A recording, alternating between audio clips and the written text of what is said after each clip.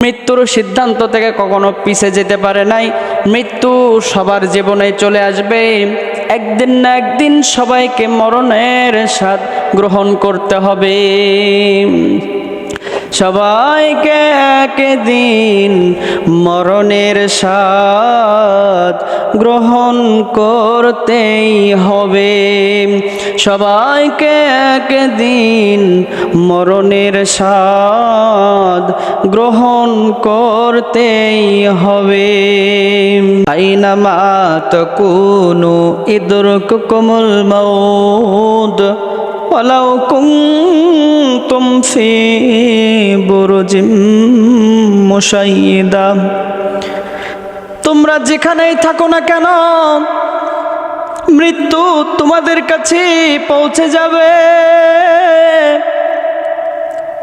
তোমরা যদি সুদূর দুর্গের মধ্যে অবস্থান করো, মৃত্যু তোমাদের সেই পর্যন্ত পৌঁছে যাবে। সৃষ্টি যার ধ্বংস তার অনিবার্য। ও দুনিয়ার মানুষ, কিসের মায়ায় পড়ে আছেন? টাকা পয়সা বাড়ি গাড়ি সম্পদ দিয়ে কখনো মৃত্যু থেকে রেহাই পাওয়া যাবে না। আজরাইল যার কাছে চলে আসবে, একটা সেকেন্ড তাকে কোনো সময় দেওয়া হবে না। নির্দিষ্ট সময়ে প্রত্যেকটা মাখলুকের জান আল্লাহ তাআলা কবজ করার জন্য মালাকুল মউতকে হুকুম করেছেন। কুল্লু নাফসিন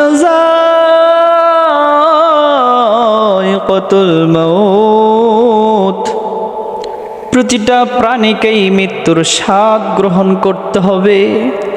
পৃথিবীর মানুষ, তোমার ক্ষমতার কারণে তুমি ভাবছো তুমি কোনোদিন মরবা না।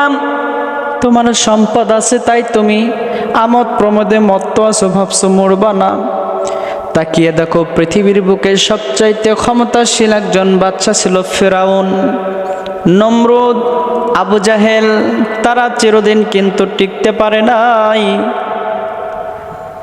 পৃথিবীর ইতিহাস সাক্ষী, কোনো নবী রাসূল দুনিয়াতে চিরদিন বাঁচতে পারে নাই। কোনো সাহাবী দুনিয়াতে চিরদিন থাকতে পারে নাই। কোনো তাবিন দুনিয়াতে চিরদিন থাকতে পারে নাই। যারা এসেছে তারা আবার চলে গিয়েছে। এই ক্ষণস্থায়ী দুনিয়াতে মুসাফির খানা হিসেবে কিছু সময় অবস্থান করার পরে আবার পরকালের উদ্দেশ্যে রওনা হতে হয়। আহারে, জান কবজ যখন করতে আসে আজরাইল, এই দুনিয়ার ছোট্ট নগণ্য আল্লাহর গোলামেরা আজরাইলের কাছে আরজি জানায়, ও আজরাইল, একটু সময় দাও, দুনিয়াতে তো কোনো কিছুই করতে পারলাম না, একটু সময় দাও, আমার সম্পদগুলো আল্লাহ রাস্তায় দান করে আসি। একটু সময় দাও, 2 রাকাত নফল নামাজ পড়ে তওবা করে আসি। একটু সময় দাও, একটু আল্লাহর জিকির করে আসি। একটু সময় দাও, যার সাথে অপরাধ করেছি, অন্যায় করেছি, তার কাছে একটু ক্ষমা চেয়ে আসি। আজরাইল বলবে, তোমাদেরকে পর্যাপ্ত পরিমাণ সময় দেওয়া হয়েছিল, তোমরা সেই সময়ের মধ্যে কি করেছিলে? আর 1 সেকেন্ড সময় পাবে না। আজরাইল যখন এই ব্যক্তিগুলোর জান কবজ করবে, চক্ষুগুলো উল্টিয়ে যাবে। আজরাইলের চেহারার দিকে তাকিয়ে জিহ্বাটা বের হয়ে যাবে, তৃষ্ণায় কলিজা ফেটে যাবে, আর পানি পানি করে চিৎকার করবে, পানি পাবে না। আমার বন্ধুরা, কঠিনভাবে জান কবজ করে নিয়ে যাওয়া হবে। এই জন্য মৃত্যু আসার আগে আগে এমন কিছু আমল করতে হবে, যেই আমলের কারণে মৃত্যুটা ভালো হবে, কাল কঠিন কিয়ামতের ময়দানে নাজাত পাওয়া যাবে। মৃত্যু কাউকে ছাড় দেবে না। মৃত্যু কোনো ঘুষ মানবে না, সুদ মানবে না, সম্পদ মানবে না। মৃত্যু বিবি বাচ্চা মানবে না, মা বাবা মানবে না। সমস্ত কিছু থেকে বিচ্ছেদ করে এই মৃত্যু তোমাকে কবরের বাসিন্দা বানিয়ে দেবে।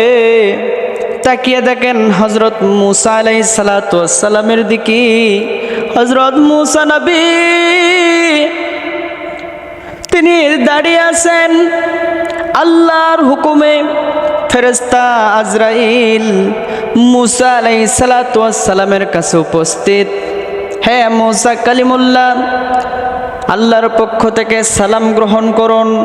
মুসা আলাইহিস সালাতু ওয়াস সালাম সালাম গ্রহণ করলেন।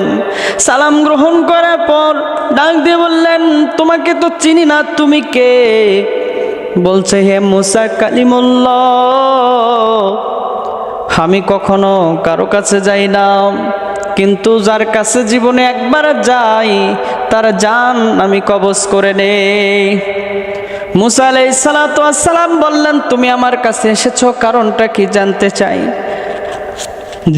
আজরাইল বললেন, হে আল্লাহর নবী, আল্লাহ পাক রব্বুল আলামিন আপনার জান কবজ করার জন্য, আপনাকে মৃত্যুর কোলে ঢলে দেওয়ার জন্য এই দুনিয়াতে আপনার সময় ফুরিয়ে এসেছে। তাই আপনার রূহ মুবারক আমি ছিনিয়ে নেওয়ার জন্য চলে এসেছি। আল্লাহ রাব্বুল আলামিনের হাবিব মুসা কালিমুল্লাহ এই কথা শোনা মাত্র রাগে গরম হয়ে গেলেন। এক থাপ্পড় বসায় দিলেন আজরাইলের গালে। আজরাইল আলাইহিস সালাতু ওয়াস সালাম থাপ্পড়ের তীব্র ব্যথার যন্ত্রণায় উঠতে পারে না, চলে গেছে আল্লাহ তাআলার কাছে। হায় রব্বে করিম, তোমার এমন কোন বান্দার কাছে আমারে পাঠায় দিয়েছো জান কবজের জন্য, যেই বান্দা দুনিয়াতে থেকে পরকালে আসতে চায় না, তোমার দিদার চায় না, এমন কোন বান্দার কাছে আমারে পাঠিয়ে দিয়েছো আল্লাহ, যেই বান্দা মরতে চায় না? আল্লাহ রাব্বুল আলামিন বললেন, জিব্রাইল তুমি আবার যাও। জিব্রাইল বলে, আল্লাহ আমার তো এবার থাপ্পড় মারছে, এবার তো আমার জীবন বের করে ফেলবে, আমি যাব না। এবার তুমি জান কবজের জন্য যেও না, এবার তুমি মুসার জন্য একটা সুসংবাদ নিয়ে যাও। মুসাকে যে বলো একটা দুম্বার পিঠে হাত রাখতে। ওই দুম্বার পিঠে হাত রাখার পরে হাতের নিচে যতগুলো পশম পড়বে, আমার পয়গম্বর মুসা কালিমুল্লাহকে আমি এই পশম যতগুলো আছে এতগুলো হায়াতের জিন্দেগি দান করে দেব। চলে আসলেন জিব্রাইল আজরাইল আলাইহিস সালাতু ওয়াস সালাম। চলে এসে ডাক দিয়ে বললেন, মুসা কালিমুল্লাহ আপনার জন্য সুসংবাদ আল্লাহর পক্ষ থেকে। বলছে কি? ইয়া মুসা কালিমুল্লাহ, আল্লাহ রাব্বুল আলামিন আপনাকে জানিয়ে দিয়েছেন, আপনি যদি একটা দুম্বার পিঠে হাত রাখেন, হাতের নিচে যতগুলো পশম পড়বে, এই পশম যতগুলো থাকবে আপনার হায়াতের জিন্দেগি রব্বে কারিম ততগুলো বাড়িয়ে দেবেন। মুসা আলাইহিস সালাতু ওয়াস সালাম বললেন, তারপরে? আজরাইল বললেন, তারপরে আপনাকে মরতে হবে।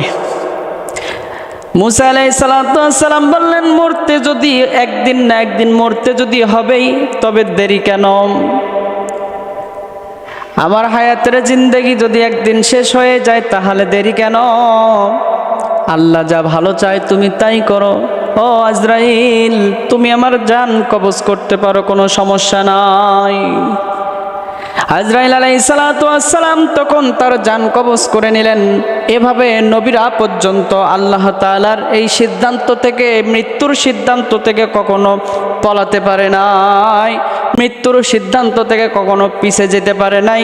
মৃত্যু সবার জীবনে চলে আসবে, একদিন না একদিন সবাইকে মরণের স্বাদ গ্রহণ করতে হবে।